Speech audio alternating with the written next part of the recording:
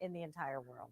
Anyway, as you know, Heal the Bay is a wonderful organization that works to keep clean water, clean our watersheds. First, it was just in Southern California, and now they have initiatives all over the country, or at least initiatives that started here and have been replicated.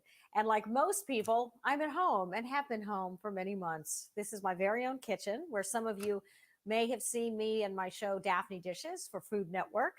And I'm Daphne Brogdon. I appreciate you guys all for being here. We're going to talk to a lot of really great chefs who are going to share with us some of their favorite recipes, some things that they're making for the holiday season, and just how we're all coping at home and cooking at home. And we'll hear more about Heal the Bay. Some of the chefs that we have coming up, well, our first one is going to be Simon Majumdar. Hope I said that right. He's Mr. Knowledge. And if you haven't heard his podcast, Eat My Globe, you are in for a treat. I am a podcast junkie. And when I started listening to him, I was like, yay, I can listen to something other than politics that keeps my interest. He will tell you the history and the whole story behind dishes and regions. And it's really great. Also, Beth Le Manach, who is an old friend of mine, and she is a great YouTube channel called Entertaining with Beth.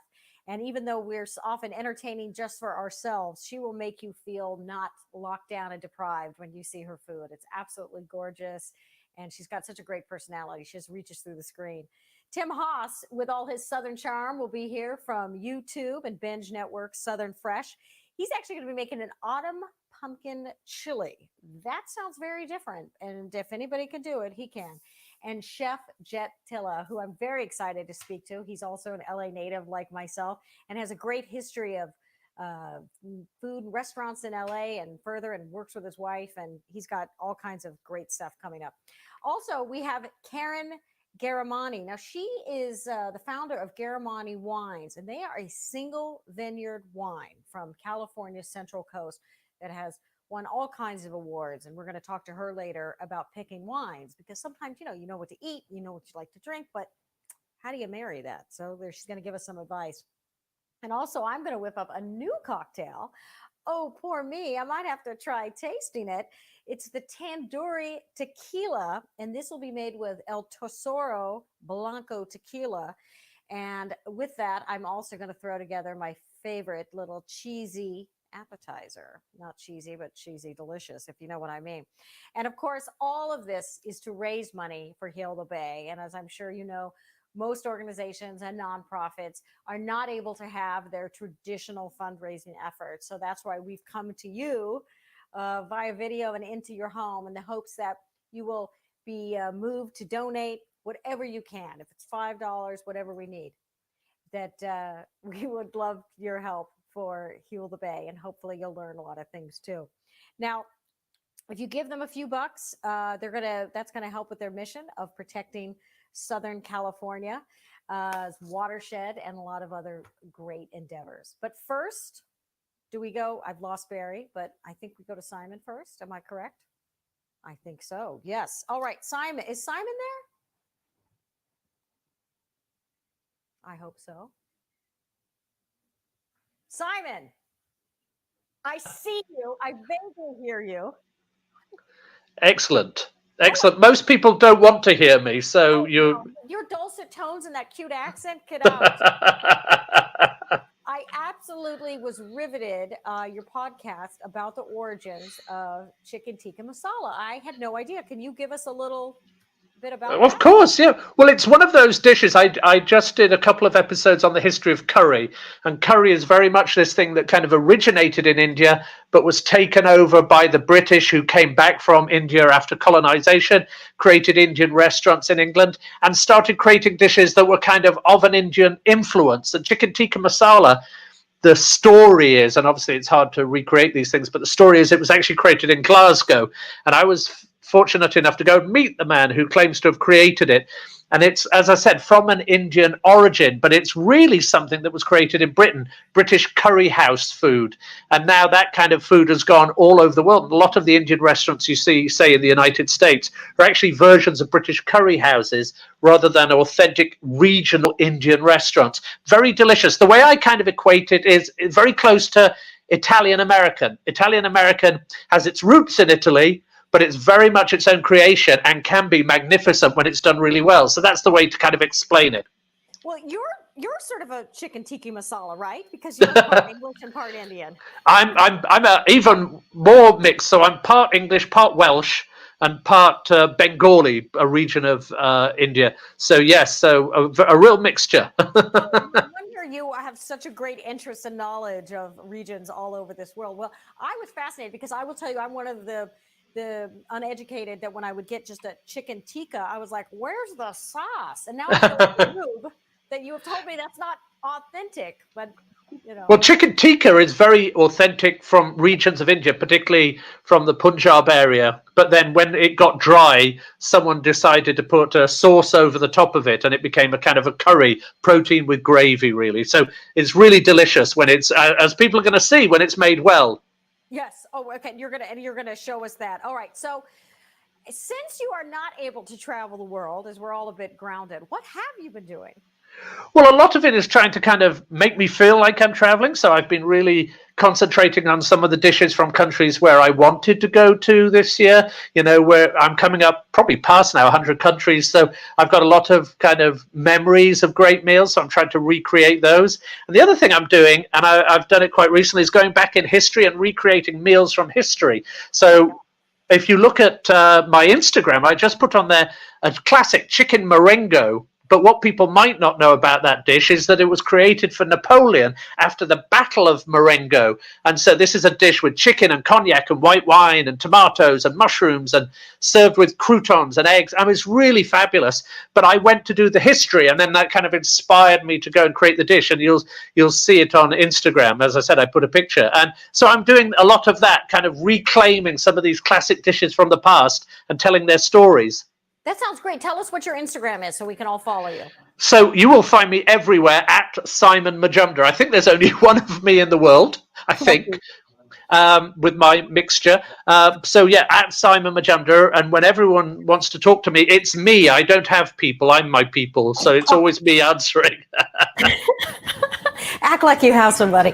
Yeah. Oh, that sounds fantastic. When you said going into history, I was like, are you making like food with smallpox or? No, not quite. Not quite. Okay, terrific. Okay, and what do you like to cook this time of year? I mean, I know you're living in America, but Thanksgiving is not necessarily your holiday.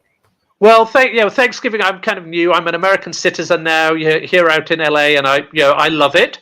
But Thanksgiving is obviously something very new. So what I tend to cook is I have the right answer. I cook whatever my wife asks me to cook. That's the correct. That is the correct answer. But I love traditional American Thanksgiving. So we also mix it. We can't do it this year, obviously, because we can't travel as much. But my wife's Filipino American. So we go and we do a real mixture of Filipino food. We do traditional American Thanksgiving food. And then I might even throw in something from Britain myself as well in there. And so we have a real mixture. And that's the joy of Thanksgiving. I mean, I think it's about abundance. So I think it's about showing what you've got at all your connections and really bringing friends and family together as much as we can this year. And then next year, we're going to blow it out of the water when we're all safe to go out. Hopefully. Yes. I do love Filipino food. That's delicious. Me too. Okay, so with your Indian background, okay, now what does the food change in India when the weather is colder? Well, obviously, India is such a vast country that there are places, particularly if you go up north towards Darjeeling, which is a tea area, where the food is a little kind of more hearty. There'll be a lot of rice dishes, a lot of bread dishes. It's closer to Nepal, Tibet, so there's dumplings and things like that. If you go to the south, where it's going to be hot most of the year, then it tends not to change. It'll be more regional. But, again, there's comfort food in every cuisine. And I think in India, particularly, rices, lentils. My most comforting dish is something I call, I hope there's no police watching, I call it LSD, life-saving dal. It's a red lentil dal. Yeah, I have to be careful when I say that, particularly at airports. But it's a really comforting dal that really, for us, is like our chicken soup. I call it Bengali chicken soup. So every cuisine and every culture has that dish that you go to when you don't just need to nourish the body, you need to nourish the soul as well. And I think every cuisine has that. What is it about Indian food? I mean, I almost need an auxiliary stomach when I eat Indian food. The flavors are so, I can't stop eating it. Well, when you see me cooking the chicken tikka masala, what you'll see is it's all about layers of flavor. It's not just having some meat and throwing in a bunch of spices or a curry powder. You build up the spices at every level. And I have a saying that I would say, no flavor left behind. And I think Indian food basically does that better, I think, or all of Indian food, because you're talking about 27, 28 states, all very different. But traditional Indian food that we might know just does that, I think, better than any other cuisine. And Jet may come around and try and beat me up for saying that, because I know with Thai cuisine they have the same wonderful mixture of flavors as well. But I think Indian food does it better than anyone. There you go. I said it. Kind of saved English food because it really livened it up, I think. Well, we have a video. Do we have a video of Simon making the chicken tikka? Because I saw we lost our connection to Simon, but maybe the video is still available.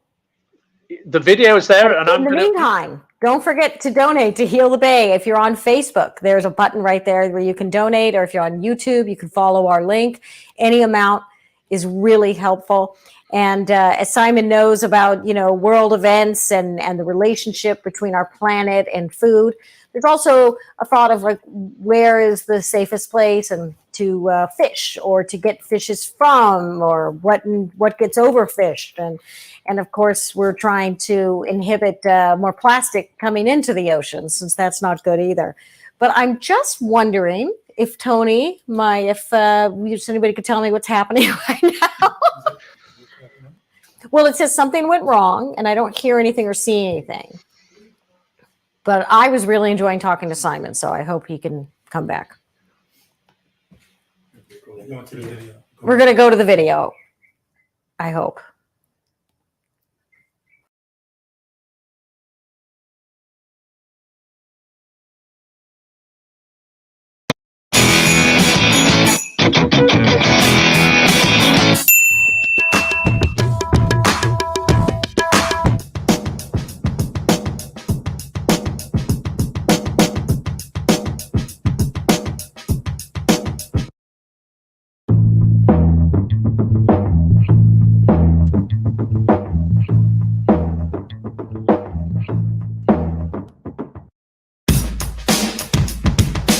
The key to a great chicken tikka masala is chicken tikka and a fantastic masala sauce. So we've done all our preparation, all of our mise en place, as the French like to call it, getting everything together.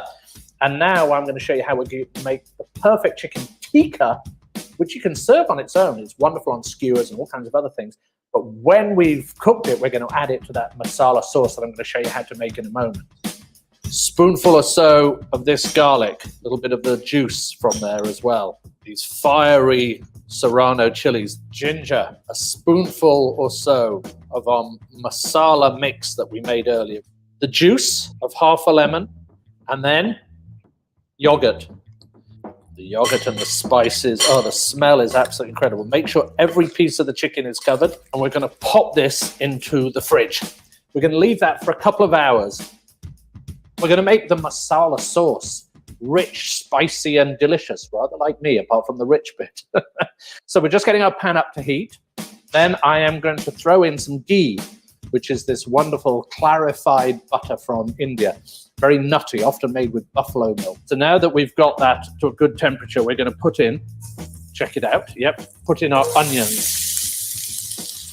We have got some beautiful color on our onions, just at the right level. We're now going to start adding some layers of flavor. And that's the key with Indian food. You need to add everything at the right time so that it builds up these layers of flavor. And sometimes what people do is they bung everything in together, all the chilies and spices and stuff like that. And it all just tastes horrible because it just burns you. So we're not going to do that. Imagine the smells already. We've got onions, we've got ghee, we've got chili, we've got ginger. And now we're going to add some of our garlic. Wonderful on its own, I would imagine, but even better when I add some of this masala mix, the same one that we added into the marinade for the chicken. And again, remember what that's got in it: cumin, coriander, turmeric, chili powder. Oh my God, the smell. Now we're going to add in just our can of chopped tomatoes and all of those lovely juices that came with it. So we've created that amazing sauce so far with the onions and all those different flavors. Then we added tomatoes and spices into that. Now we've added chicken broth and heavy cream. And we're just going to let that come to a simmer. And we're going to simmer it for about 20 minutes. We want to reduce it almost by half. So we'll let that bubble away while we go on and finish the chicken tikka, the next stage. And we're going to cook them in the oven at a very high heat. So just with a pair of tongs, I've lined a baking tray with some oil. Even these little pieces I'm going to use. We're just going to lay them out on this baking tray.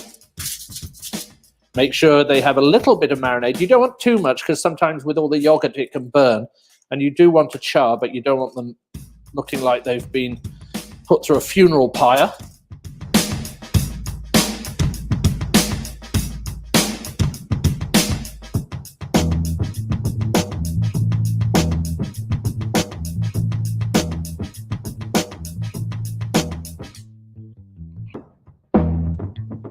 We have taken our chicken tikka out of the oven. It's taken on a glorious golden color because of the turmeric and all those wonderful spices. I'm so happy. I could eat it just now, but we have got to put it into the masala sauce. It's everything I can do to stop people stealing it.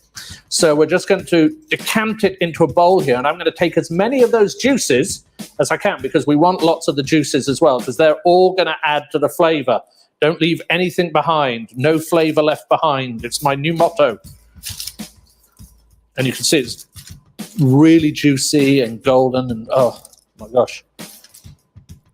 This is great. If you come over here, you will see now this is masala sauce. So all of those flavors, all of those ingredients we put in there have married to perfect effect. It is, as they would say in India, the perfect arranged marriage.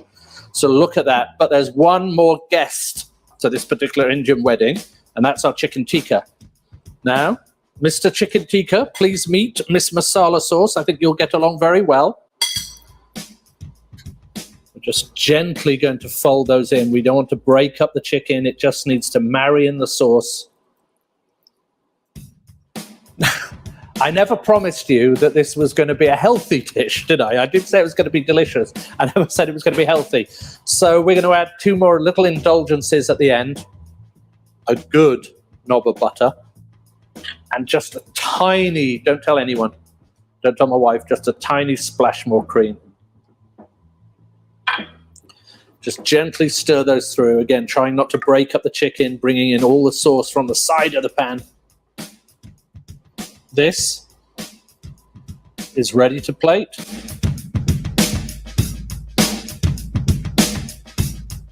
I'm not going to lie to you, it's fantastic. I'm very proud of myself.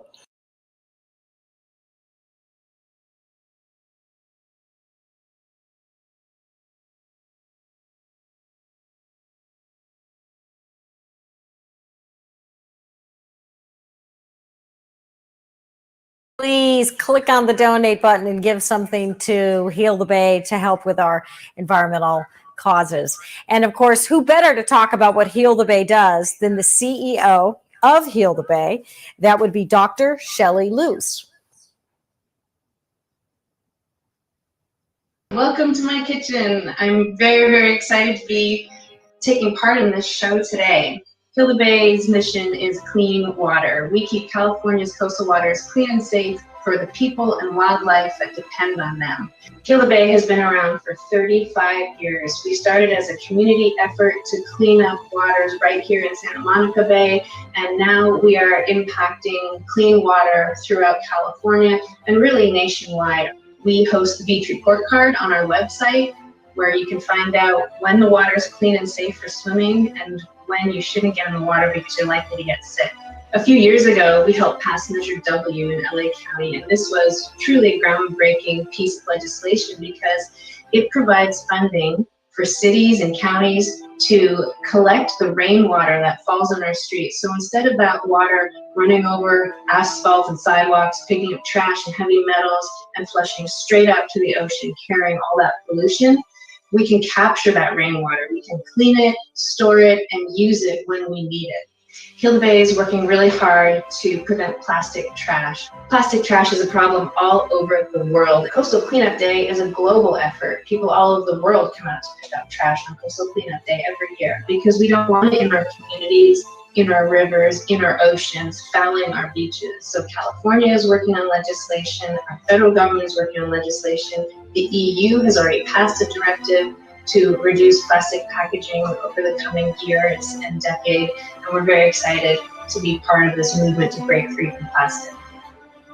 I made baked butternut squash, and these squashes are from my garden, and what we do is we cut the squash in half and we clean out the seeds, and then I take a little bit of thyme and rosemary, I mix them with olive oil and fresh garlic, and then I drizzle it over the squash, and then we bake it for anywhere from 45 minutes to an hour, depending how big each piece of squash is. It's delicious. I love eating this in the fall because it's warm and a little bit sweet. Fruits and squash is a great option because it's very filling and very satisfying, and it helps us in our goal to eat at least one meal a day that's only plant-based. We must reduce our greenhouse gas emissions, and eating a plant-based diet at least once a day is an easy and delicious way to do that. Thank you so much for joining us tonight. Thank you for donating to Hilo Bay. All of your contributions support our work for education and for advocacy to keep our waters clean for everyone. And now back to Daphne.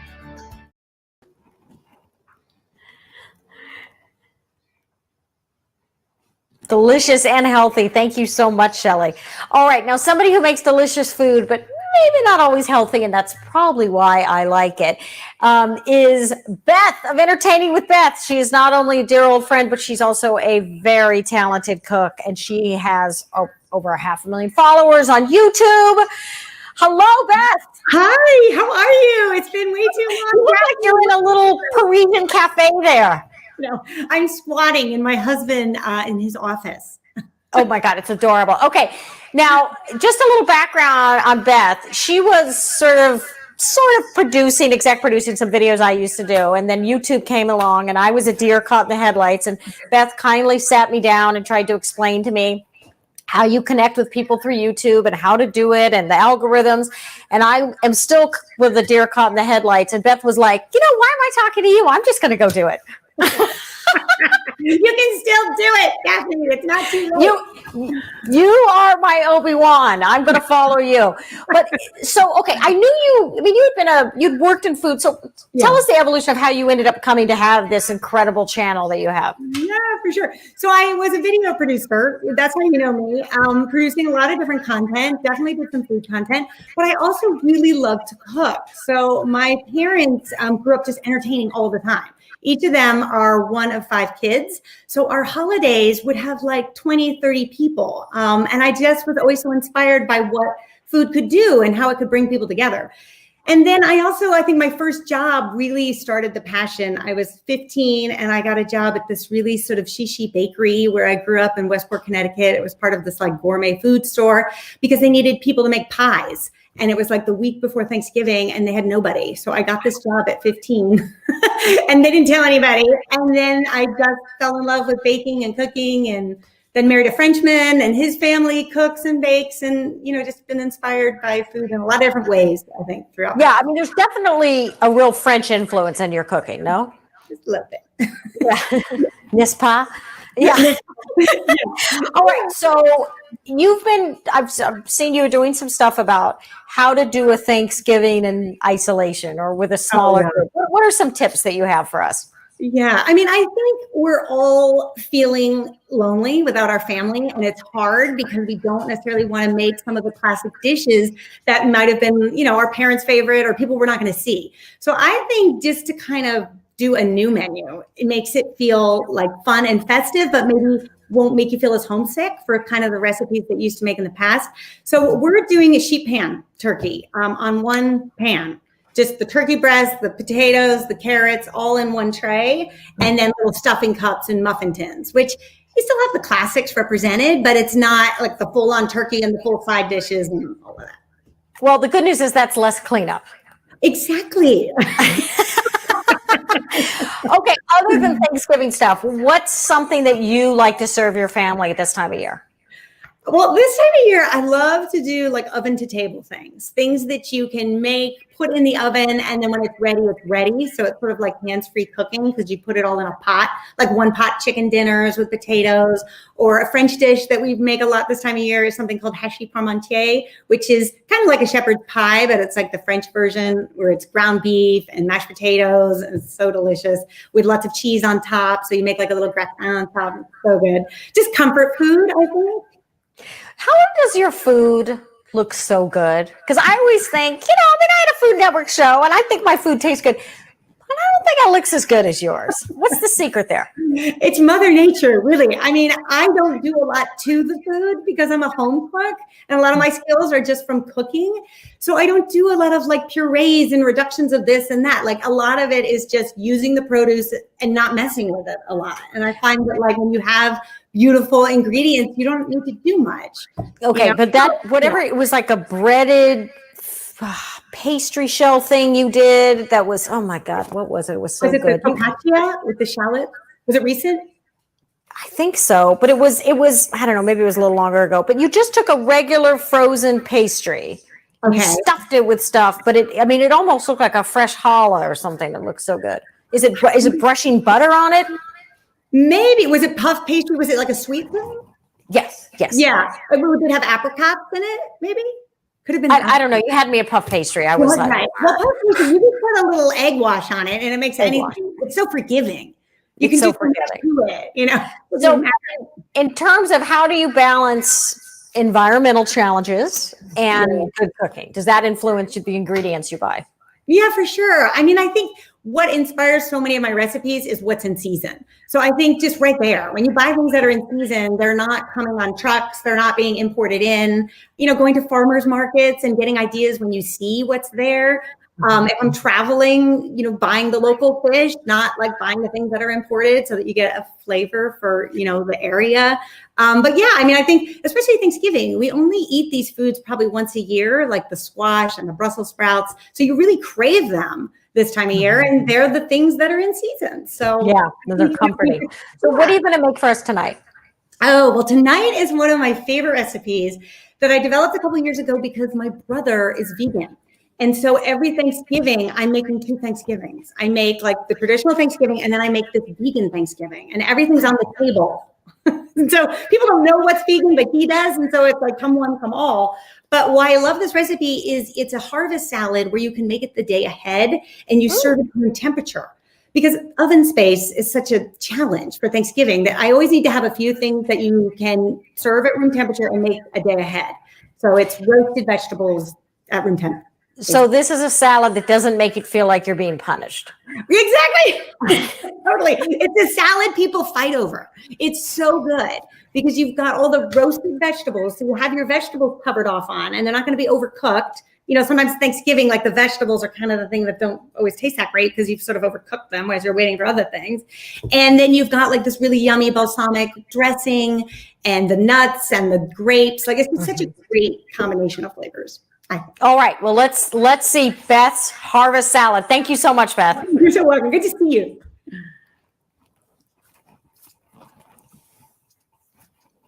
Hey guys, today I'm going to show you how to make a terrific harvest fall salad. I love this recipe because it's great for something like Thanksgiving or anytime you're entertaining in the fall. I also love this recipe because the whole thing can be made the day before and it becomes really easy to store when you put the ingredients in some glass storage containers. Let me show you how to put it together.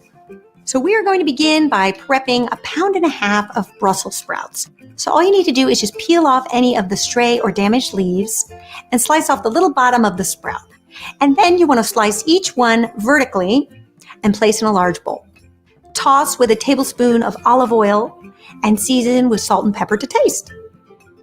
And then we're also going to be working with 4 cups of butternut squash. And I think the combination of the sprout with the butternut squash not only is pretty because you have some pretty great colors there, but it's also so nutritious too.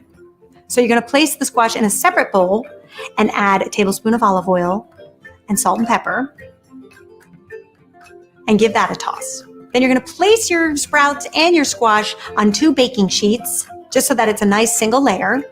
And you want to make sure that all of the sprouts are cut side down, because that is going to create that really nice charred caramelization effect on our sprout, which is going to create not only great flavor, but also add to the prettiness of the salad. And we're going to place these in a very hot oven. So we want to go 450 degrees Fahrenheit. And you want to place the sprouts on the top rack because we want them to get nice and charred, and put the butternut squash on the bottom rack. You're going to let those go for just 15 minutes. Then you can pull them out and allow them to cool. And here's the best part. We are then going to store these in some glass containers and pop in the fridge overnight. I think this is a really great way to go, especially when you're entertaining during the holiday time, because not only do the glass containers stack, so it uses less space in your refrigerator, but you can see inside them. I can't tell you how many times I have spent rummaging through my fridge, opening up foil and looking in things, trying to find what I need. So this way you can see right through it. You'll know exactly where these ingredients are when it comes time to toss the salad. And then the other thing we want to prep ahead of time are some grapes. So we're going to be using 1.25 cups of red grapes. And you just want to slice them vertically. And this can take some time. So this is why you want to do it the day ahead. And then place it in your storage container. And then you can place all of this stacked on top in your fridge, and your salad is ready to go. So to make the dressing, we're going to take 1 teaspoon of Dijon mustard, 2 teaspoons of balsamic vinegar. And you're just going to stir that up until it's nice and combined. And then we're slowly going to add in 4 tablespoons of grapeseed oil. Or another thing that would be great would be walnut oil. But don't go out searching for walnut oil if you don't have it. But if you had it in your cabinet, that'd be another good one. And then a little salt and pepper to taste. And that's all you need to do. Then when it comes time to assemble, we're going to take a large salad bowl, add in the Brussels sprouts, the butternut squash, and the grapes, 1.25 cups of whole walnuts. I do like to use them whole because I think they look prettier in the salad. And then you're also going to add 3/4 cup of dried cranberries. And then you're simply just going to toss with our balsamic dressing. And now you have one spectacular fall harvest salad. You've got everything that's in season, from the Brussels sprouts to the squash to the grapes, the cranberries and the walnuts. It's such a great flavor combination. Room temperature cold salad ready to go, which is really critical for a meal like Thanksgiving when oven space is at a premium. I hope you give this one a try and let me know what you think. And I'll see you back here next time for another quick and easy recipe. Until then, bye.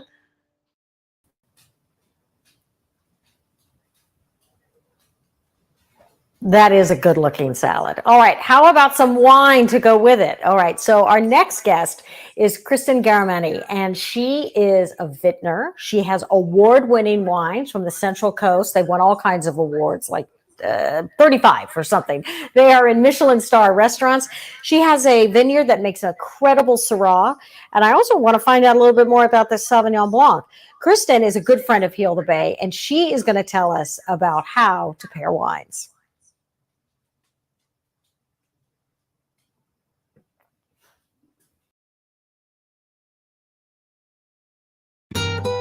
Hello, Daphne, and thank you so much for having me.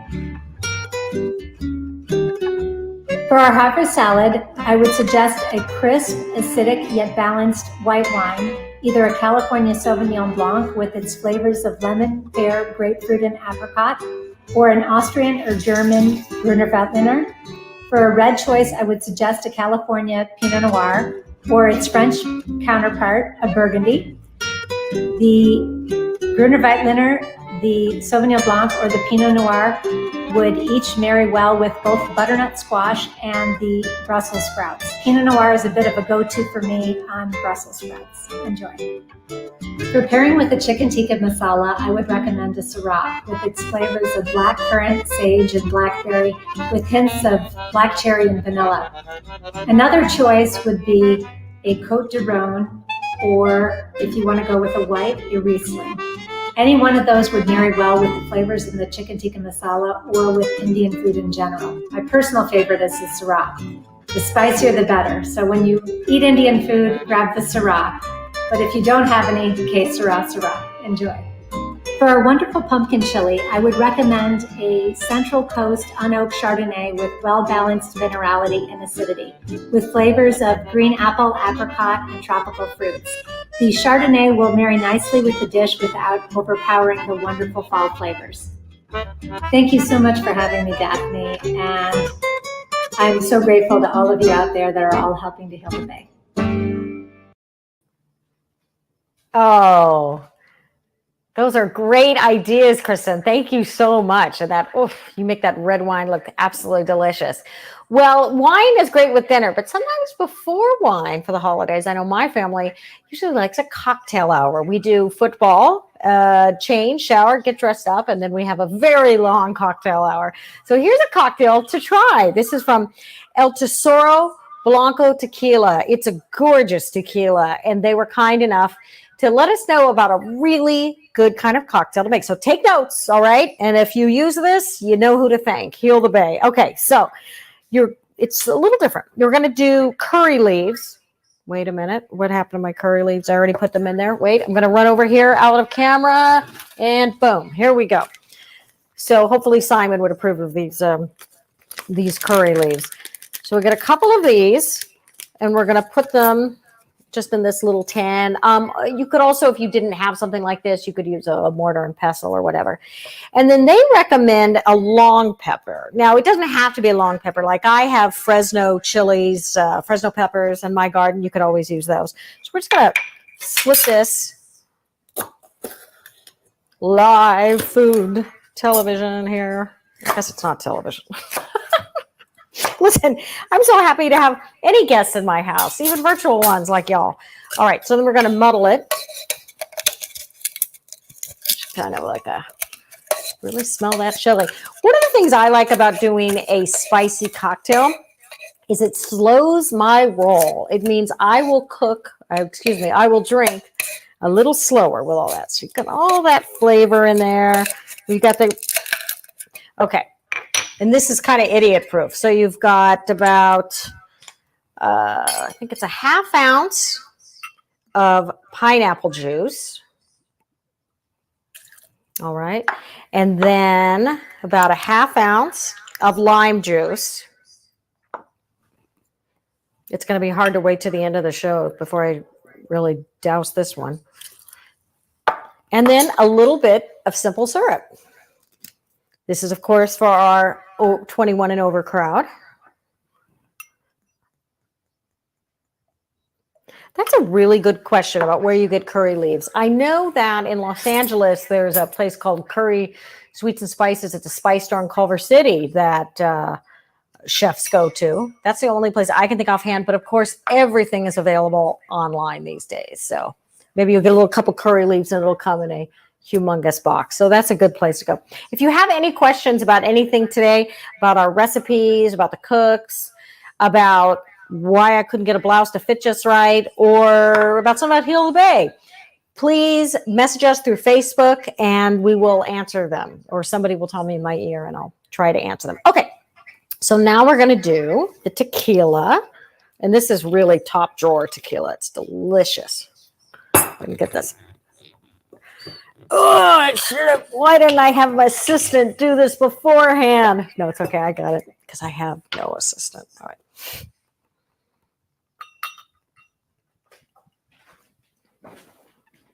And this is darling. I'm going to totally swipe this. Okay, I've got my ice. And from when I used to own a cocktail bar, I know you do kind of it's like a figure eight, slow figure eight. All right. Yay, I got it off. Sometimes that doesn't always happen.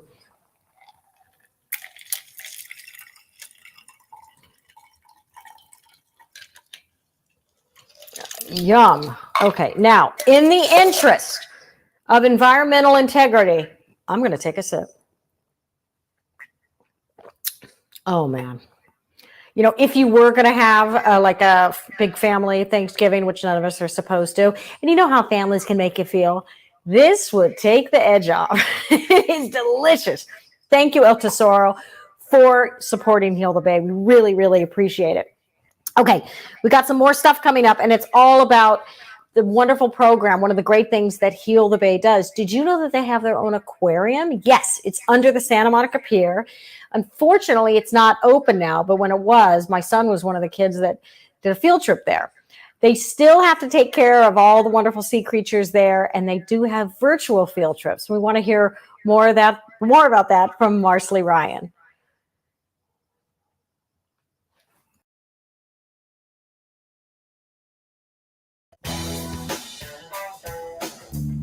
Hi, Daphne. This time of year, I like to eat my mom's stuffing recipe. And I made it in a stuffing muffin form this time. One of the key ingredients in this stuffing is fresh thyme and sage.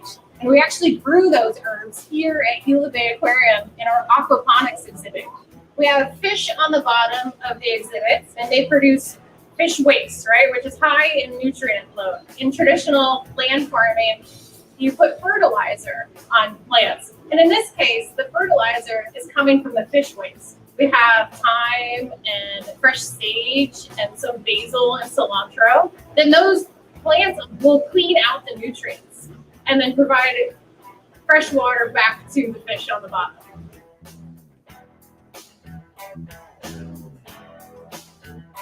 So we're here at Hilo Bay Aquarium, right underneath the Santa Monica Pier. We host thousands of school kids every year for in-person field trips and visits to the beach. So when you're coming to Hilo Bay Aquarium, it's not just to see the fish, it's to learn all about the ocean and the processes that occur that are so critical for this habitat. You can also learn how to protect it. So the ocean can facilitate some amazing processes like carbon sequestering, oxygen creation, water purification. All of these things happen in marine protected areas. MPAs are kind of like an underwater national park. They are no-take zone, which means you can't fish in that area. Marine protected areas are critical for natural habitat of fish like these ones. There are many MPAs on the coast of California that Hilo Bay focuses on protecting. We do on water and on land observations in MPAs, and we report all of that data back to the state of California to help manage those areas. Now that Hilo Bay Aquarium is temporarily closed, we haven't stopped educating the public. You can book an online field trip where an educator takes you around to do a live feeding and talk about all of the marine animals that we have here. Through your donations, it helps us to continue these virtual field trips even when we're close to the public. This is critical for the science education and the hands-on learning experiences that these students need. Bye, Daphne. I'm gonna get back to feeding the fish.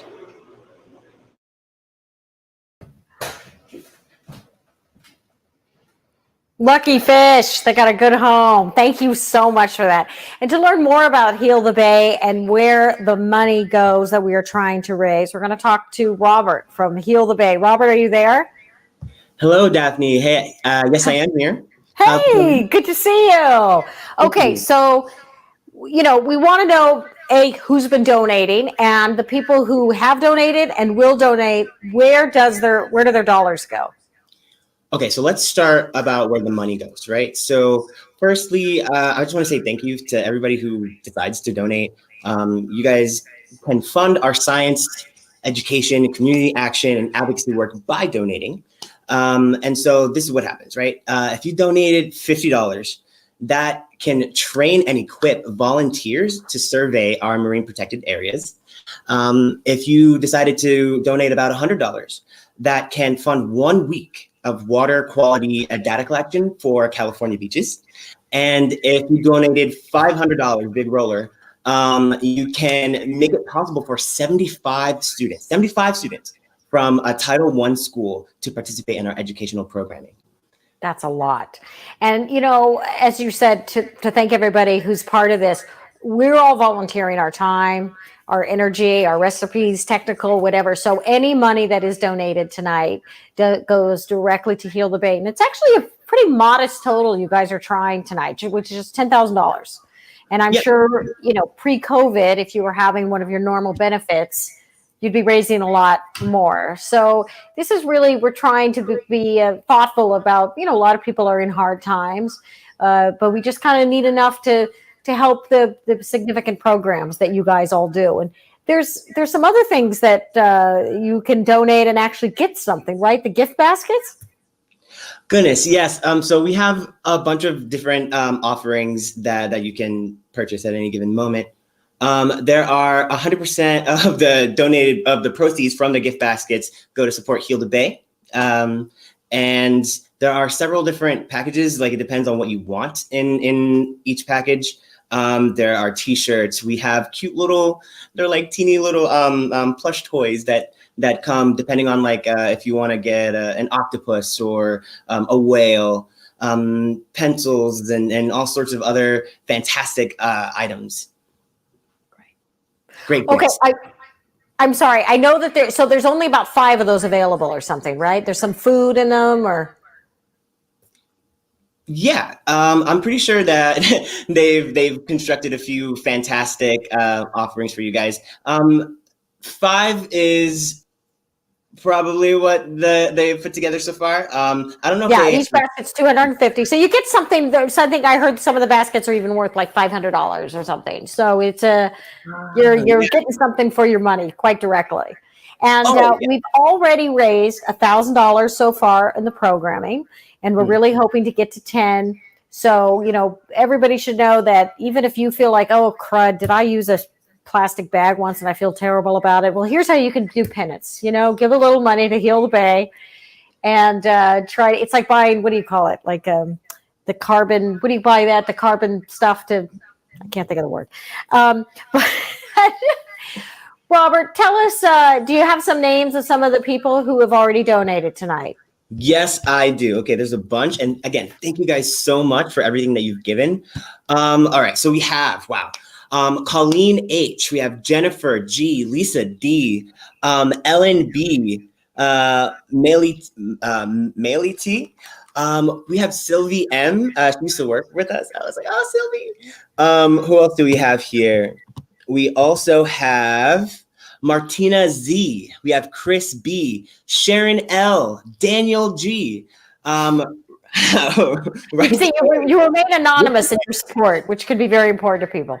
Hey, I mean, you know, if anyone wants to have a bidding war, I'm all for that.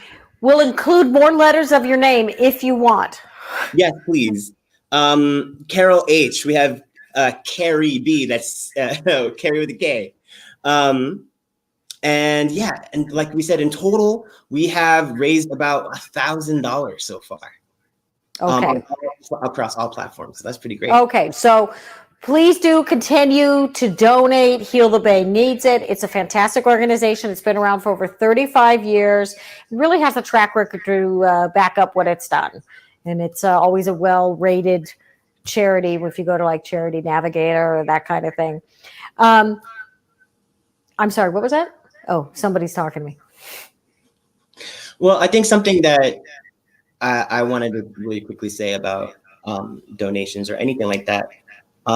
When people actually care about the environment, when they, you know, it's not just money, right? Money is fantastic right now, and thank you so much for that. But, you know, like you said, you guys are donating your time, your expertise. I teach kids, like it's all about understanding our connectivity, you know, connection with nature. And that's a huge goal for Hilo Bay. And so if you guys care about nature, about, you know, the educational programs that we do, please donate. Yes, very well said. I've just heard that we've now hit $2,000 in donations. Woo, yeah. We've got 8 more to go, and the program's like mostly over. So let's get going here. Yeah, please, guys. All right. Well, we've got to thank you so much, Robert. We've got a big chef star coming next, Mr. Chef Tila, Jet Tila, who probably has the coolest name. I mean, if that was not a real name, that would be an awesome made-up name. Hi, Jet. How are you? Hey, Daphne. What's happening? Hi, everybody. Thanks for tuning in. Thanks for donating money to a phenomenal cause. It's great to be here. How's it going? Good. Now, I know from listening to you, interviews and so forth, that you, like myself, are an Angelino native. I grew up in Culver City. You grew up in Thai-town, right? Yeah, you know, proud native Angelino, born in East LA, actually. And then spent most of my life in East Hollywood. And I'm currently, you know, in the East Hollywood area still. So, yeah, man, we're rare. You know, I love this city. I love everything about it. And part of what I love about the city was growing up and having access to the ocean. And during my high school years, my parents will tell you right now, I was not the best high school student because I spent most of my junior and senior year ditching school and working on the fishing boats. So I've spent a lot of time on the ocean. Yeah, short order cook. I was a boat cook. I was a deckhand. Yeah, one of my many crazy lives before full-time culinarian. Well, you are not afraid of hard work. I mean, the kitchen work is hard, and certainly being on a fishing boat is very hard. So now, oh yeah, for sure. You know, I know that chefs really, you know, usually see up close and are keeping tabs on what's environmentally sound and so forth. So your time on a fishing boat, or in your life as a chef, have you seen changes in what's available in terms of seafood, or the degradation of the oceans, or? Yeah, you know, so I think as a chef and also as a fisherman, as someone who worked on a fishing boat for a long time, you start to see the changing patterns of the fish you actually catch on the ocean. I mean, for years, right, seasonally, we could depend on specific species, right? Like in spring, and we would be halibut fishing, and then summer we get into sea bass, bass fishing, and then we'd have barracuda in the spring. And you actually start to see the impact of, warming, and what humans actually, the toll that humans take on the ocean. You start to see specific species disappear. So, you know, it's different from a day-to-day perspective when you're out there and you start to see fish disappear. You start to see, plastic accumulate. You know, we fish off the little banks or in the kelp, and you're bringing up plastic bags and crazy things versus fish. So, I'm older than Hilo Bay. We had talked about how old the organization is. So, I've directly seen the impact that the positive impact that this organization has, and that's why I'm here tonight. I'm here to urge all of our friends out there to just give a little bit. I mean, Exactly. We're a big village. If we all do a little bit, it matters. Well, Jet, a lot of people have seen you on Food Network and Iron Chef, and they might associate you with, I mean, your parents started the first Thai restaurant in the country, didn't they? Yeah. So way before Iron Chef and we're hanging out with Bobby and Jada and Alton. 1972, there was a little grocery store called Bangkok Market that was started here in East Hollywood.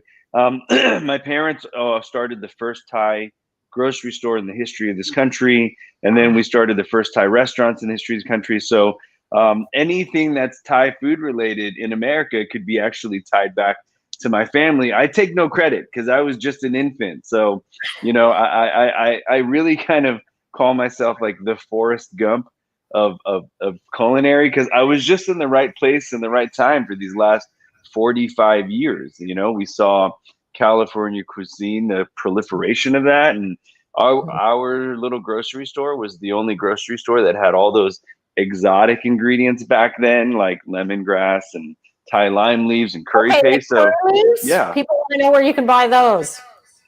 Yeah, so you were talking about some great Indian stores in Culver City, but there also exist on the east side here. So I think you should Indian sweets and spices, right? That's where my husband Mark Peel would go. Spices, yeah, and I think there are multiple stores. But if you search Indian market in Los Angeles, you're going to find multiple ones because they're all over the place. And also there's an Indian community also in Orange County. So yeah, once you buy curry leaves, by the way, good tip. Just like Thai lime leaves, freeze what you don't use, because they're such a low moisture content leaf. They retain their green. They don't bruise, so they do very well. Frozen, your cocktail looked phenomenal, by the way. That looks I wish I could take credit for it, and I will be drinking it later. But thank you so much. Okay, so, but wait, Thai wasn't the first food you learned to cook, is it? No. My family, we're immigrants 2 times. First time, my grandparents escaped communism. They went from China to Thailand. So my parents were first gen Thai, and then my parents moved to the States in the 60s. I'm first gen American. So we have very deep roots in Chinese cooking. So that's what you mean. My grandmother from my mother's side, who's Cantonese, she was my first culinary instructor, and really through necessity. We came from a large-ish family, and I was that one kid that couldn't sit still, had a lot of trouble learning, didn't know I had a learning disability. 40, 50 years ago, they didn't diagnose these things. So she channeled all my energy into cooking. So I spent 1,000, 10,000 hours with her from 3 to 13, just, on this counter looking at my grandmother and her teaching me. So, you know what I mean? Oh. Trades, we talk about, universities, but we need to also talk about trade schools. So, anyway, this is about Hilo Bay. I wholeheartedly agree with you. And another thing that I give you credit for is you give your wife a lot of credit. She's really part of the team, and you've supported her culinary quest as well, right?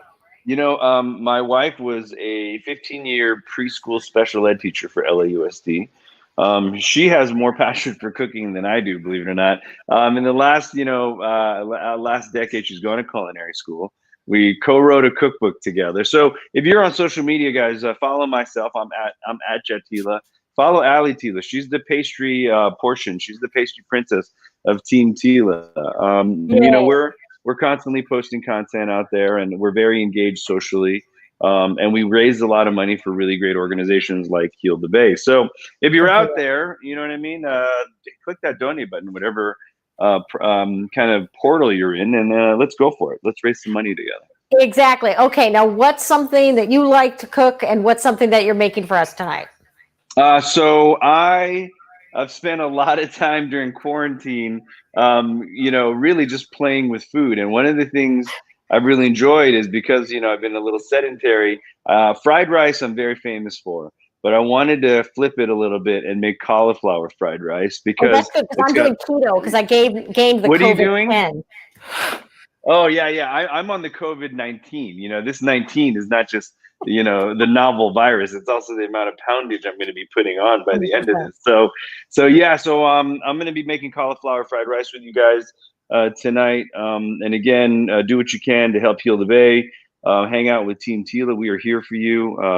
We have a phenomenal audience, and we're very engaged. Everyone hang in there. Let's get through this thing together, and let's make some money for a phenomenal organization. Okay, thank you, Jet. And so watch his recipe right now, and then if you like it, you know who to donate to. Thank you so much. You got it. We'll see you.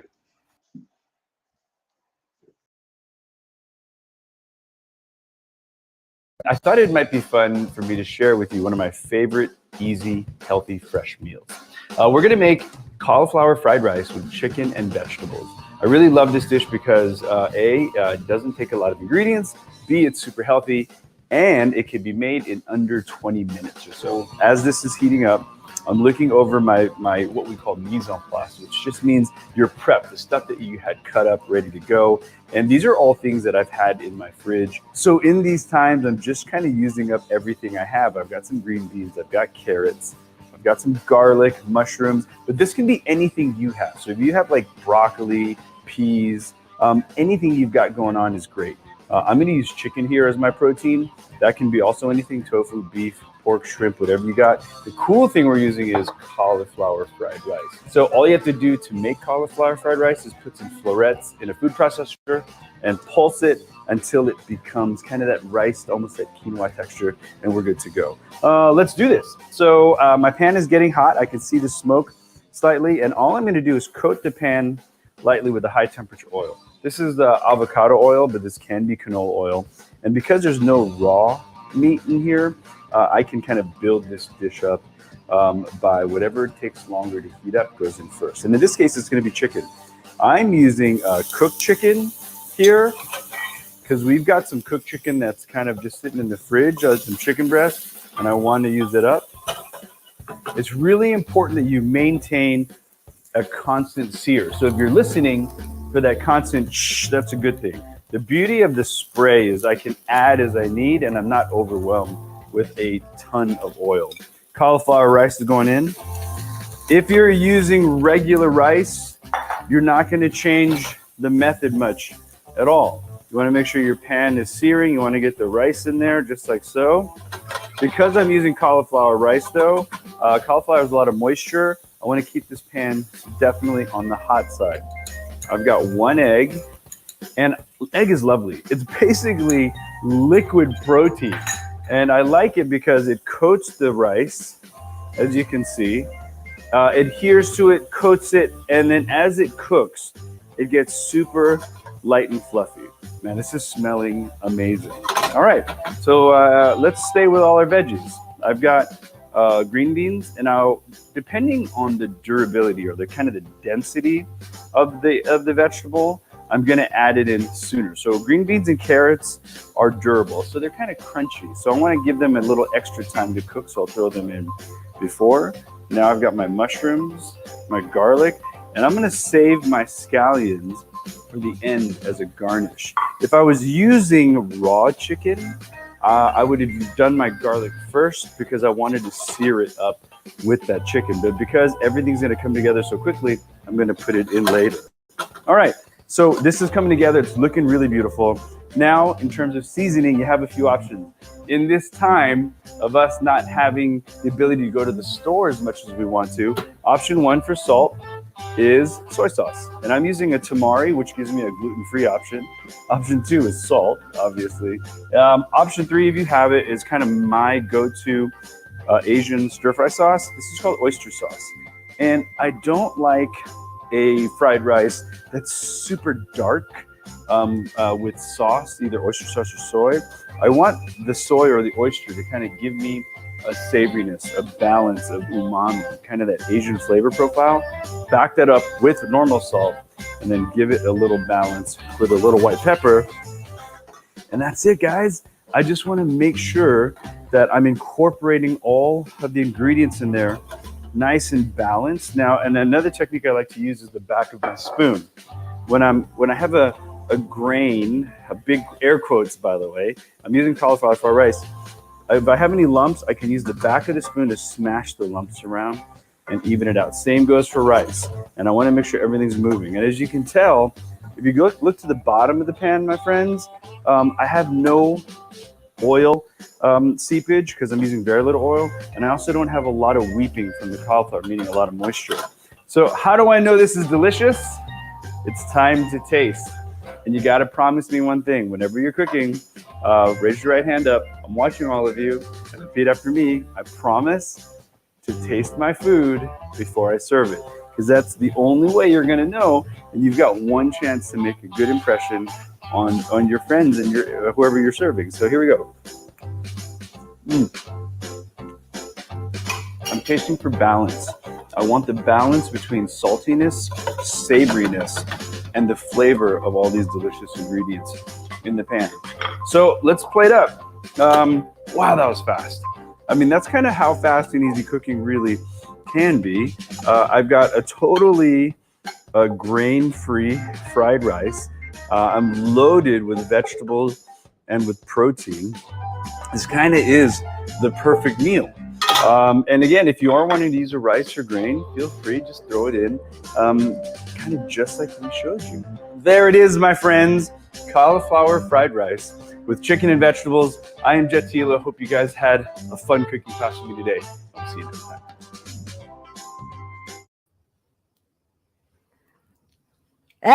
Donate now, Jet. That was delicious. I can't wait to try that myself. All right, so we're going to touch all kinds of cuisines here for Hilo Bay. So next we're going to go to someone with a little bit of Southern charm. We've got Tim Haas. Hello, Tim. Hey, Daphne. How are you? Hey, everybody. You're so cute. Excuse me. Now, my daddy's from Georgia, so I'm going to go Southern so fast talking to you. Okay, go ahead, because I'm all Southern ready for you. You are all Southern ready. All right. Okay, so let's get this right. All right, so you like to do Southern takes on all different dishes, right? I do. Okay. Even though my roots may be Southern, my tastes are global. So I like to infuse all kinds of cuisines. I feel like that no matter what you're cooking, you can always throw your Southern flair into it. I like that. I always think of sweets and meats as a particularly Southern thing. What do you think are sort of things that make it Southern? Well, of course, we have our good fried chicken. We have collard greens, which are ready to come out of the garden now. We have lots of great dishes, shrimp and grits, things like that. However, if you think about infusing Southern in with different kinds of cuisines, I do a creamy bacon and mushroom sauce with linguine.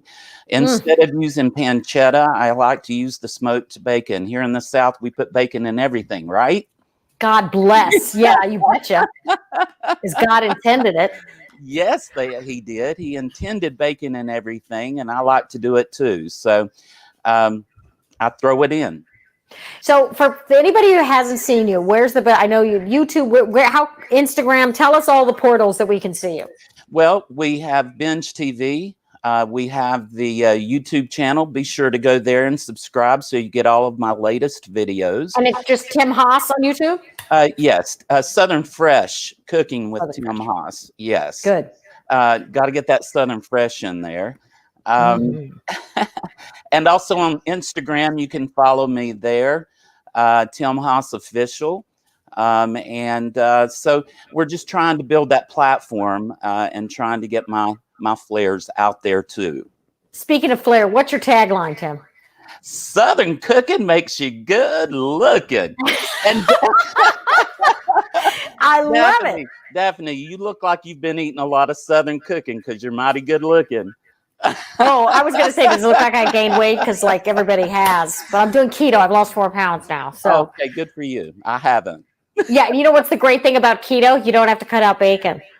Well, I hear that from my friends that are on the keto diet, but I'm not. So I just eat anything I want. Well, don't follow the trend. Do your own thing, Tim. Yeah. Okay, now you're in North Carolina, and so you've got a coast there. So what are some things that you can see that Hilo Bay and organizations like this that are making an effort, or that you think that needs to cause you some concern when you see the Outer Banks or wherever in North Carolina? Yeah, and thank you for saying that, because Hilo Bay is something that should be global, because we all have those issues with, trash in the ocean, and some of the sea animals having to deal with plastic around their necks, and it's just a lot of sad things going on in the world. And I feel like that if we all join our hands together, we can all benefit and help with our water supplies. Here in this part of North Carolina, we have the largest. We have one of the largest distributors of. It just something bad. Me. Caviar. Caviar. Yes. So that is something that. Water supply is very important for that, and harvesting those the caviar. So it's something that's on the minds of a lot of us. So if you can give, by all means, support Hilo Bay. Yes, definitely. Okay, now what's something that you like to make this time of year? Well, and that's a good question to ask. I actually am the author of this book. One of the things I have done, the Herb Garden Gourmet, something that I really like to do. Collards are very plentiful this time of the year. Yum. Also, as Beth was talking about earlier, Brussels sprouts or something. That's one of my faves. Yes, and I like to put my Southern flair in there by sauteing smoked bacon with Brussels sprouts, and then I drizzle a little bit of aged balsamic vinegar at the end. Oh my goodness! Oh yeah, so good. There you go. So good. I know people say they don't like Brussels sprouts. I'm like, you just haven't had the right ones. You've not had the good ones, and I think. Let me ask you this, because I used to have this debate with some people. I like okra. Okra gets a bad name. Yes. How do you make okra? Well, again, here in the South, I like it fried. You can't go wrong. But one of the things Simon would say something different, but yeah. But one of the things my mom did was stewed tomatoes and okra. And I know that's not something that a lot of folks might like, but we liked it. It was something that she made that, went far, and I loved it. But you can't go wrong with fried okra. Well, no, you can't. But, it's sometimes you said tomato and okra, because that is kind of like an Indian dish. But as my grandma from Georgia would say, that sounds right nice. It is right nice, honey, and I hope you try it. You are so fun. Okay, so what are you going to show us? What's your recipe tonight for us? Well, I'm making pumpkin chili, and it's something that people think that sounds almost healthy. It is just a little bit, and it's also gluten-free. My sister has gluten issues, and so I like to cook for her. This is one of the things that I make for her. It's totally gluten-free. But anyway, I keep the pumpkin whole, or, in cubes. I don't puree it. I like to see my food. I don't like it to be baby food. I agree. Yeah. I agree. And that's why why you need to have good fresh ingredients too, seasonal. You do. And that's this time of the year you get really good seasonal fares that I think is very important to try to inculcate into your recipes at home. You had me at saying inculcate. All right. Okay, we're going to show your recipe now. And if you like Tim's recipe, you got to donate. You got to donate. And remember, Southern cooking makes you good looking like me and Daphne. That's right.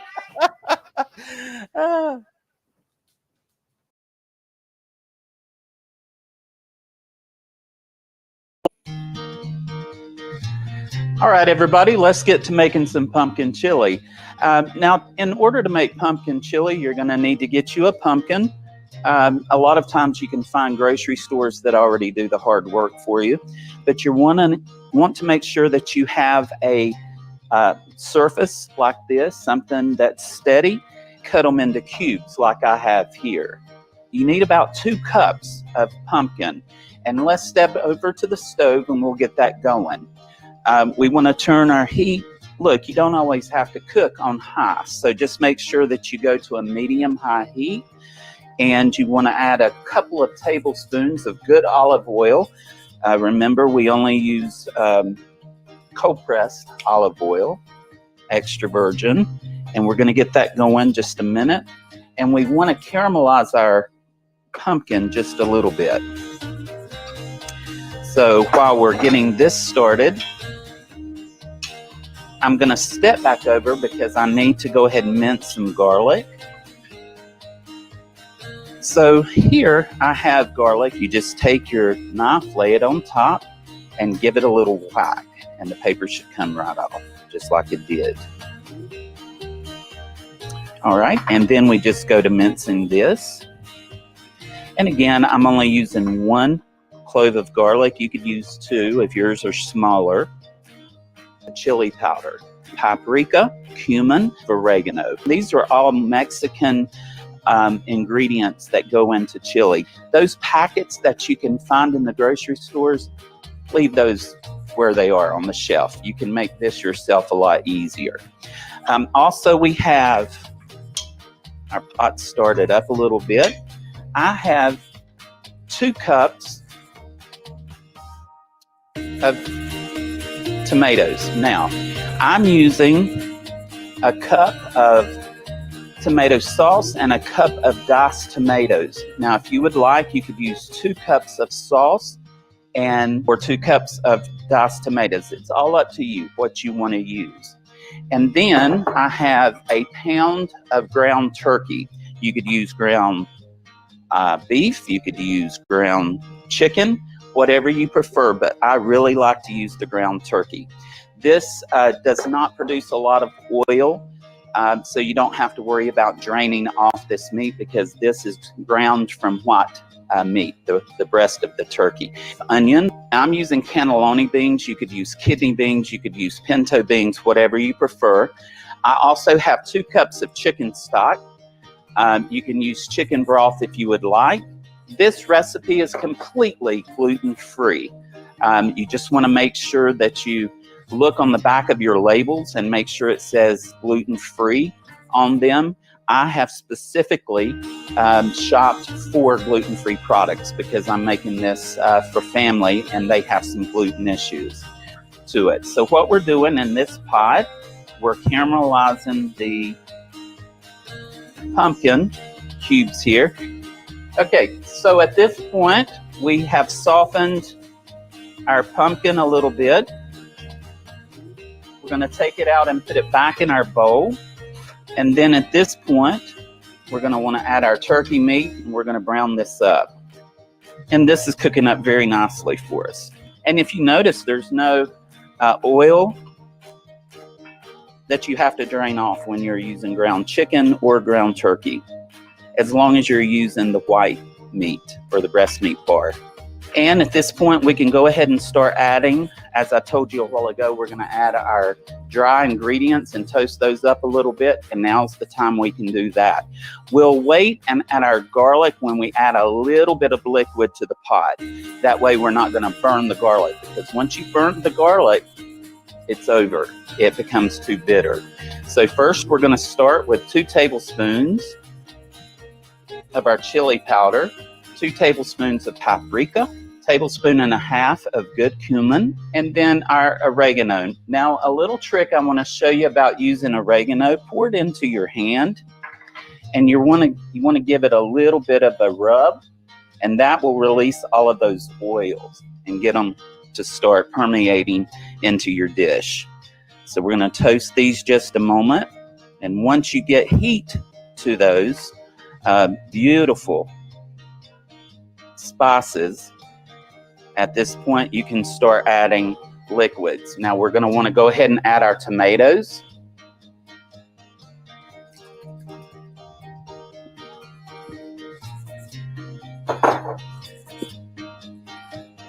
We're going to add our onions. We're going to add our cannelloni beans. And we're going to go ahead and add our pumpkin back.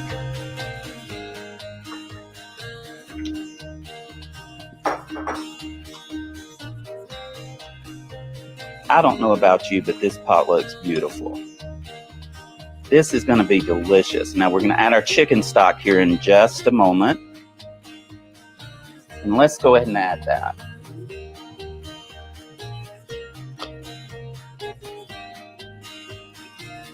And remember, we need about 2 cups, which is about half this carton. And now's the time we want to go ahead and start adding salt and pepper. And don't think I forgot about that garlic. I haven't. I'm going to put that in here too. Always use fresh cracked pepper. And start out with about a teaspoon of salt. You can always adjust your salt later. Remember, you can't take salt out, but you can add it later. So we're going to add a good teaspoon of salt. And now's the time I can go ahead and come back over here and add my garlic. That way you get the flavor of the garlic without it burning. And we're going to stir this around. We're going to cut the heat back. And you're going to continue to let it cook for about an hour to an hour and a half. The longer you cook it, the more those flavors have time to get to know each other, and they become more pronounced. So that's what you want. That's why things like soups and chilies are always better the next day. So we're going to adjust our temperature a little bit. We're going to put the lid on. And we'll take a look at this in about an hour to an hour and a half. And here is my pumpkin chili. Man, that smells so good. Look at that. Make sure we get all of those vegetables in there. And then you can serve this. Think about how good this would be with some sour cream, green onions, but I just like to have chips with mine, and boy, is that going to be good. Be sure to try this recipe out. It's worth it. You're going to love it.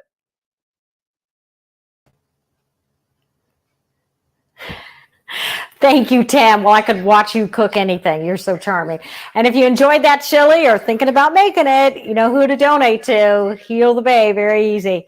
Okay, here is my very quick and uncomplicated little recipe for y'all. As I've been telling you, I'm like, I'm doing keto because I gained so much weight, which means one of the things I miss is like that crispy taste you get from like some crispy bread.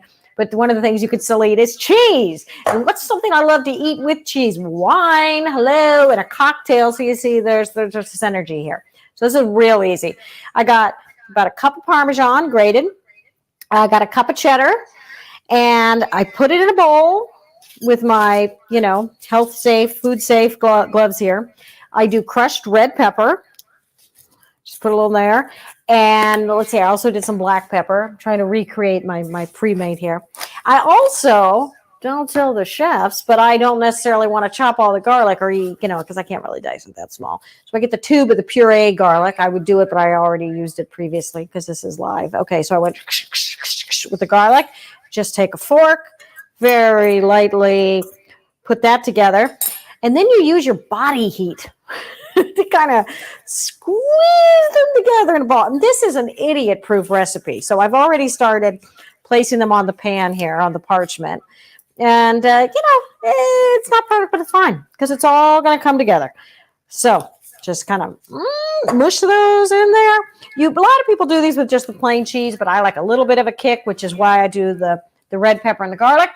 I'm going to put these in at 350 for 10 minutes. And then, oh my God, it's been 10 minutes. Look what's here. Here we go.